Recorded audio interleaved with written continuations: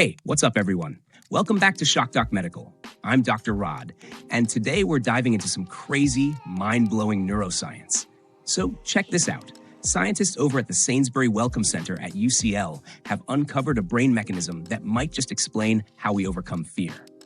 Yeah, I know, it sounds like something straight out of a sci-fi flick, but it's real, and it's pretty wild. All right, picture this.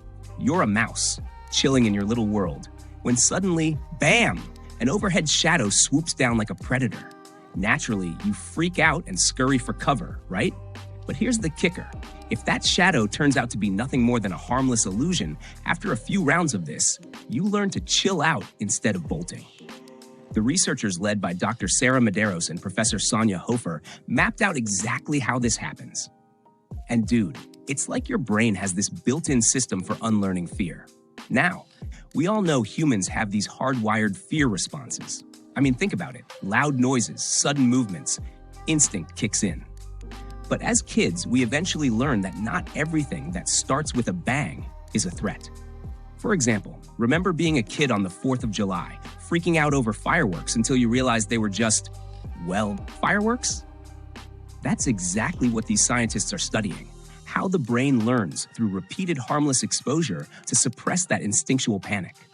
The secret sauce here is a little brain area called the ventrolateral geniculate nucleus, or VLGN for short.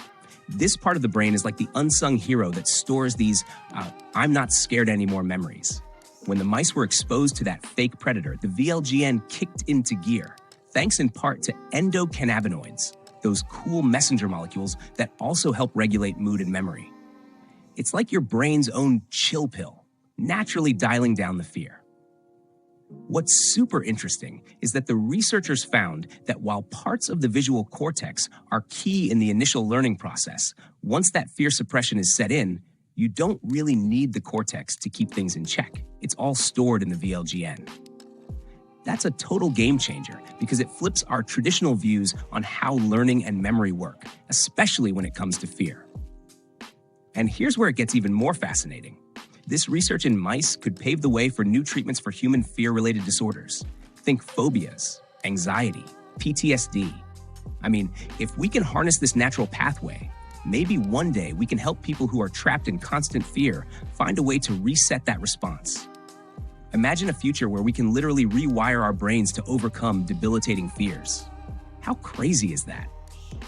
I love this stuff because it really shows the awesome adaptability of our brains. It's like we're all walking around with this built-in system that's constantly learning and unlearning what we should fear. And on a personal note, I've always been fascinated by how our past experiences shape our reactions today. Whether it's my own experiences with unexpected stress or just watching how people handle fear, it really makes you appreciate the complexity of our brains. So, what do you guys think?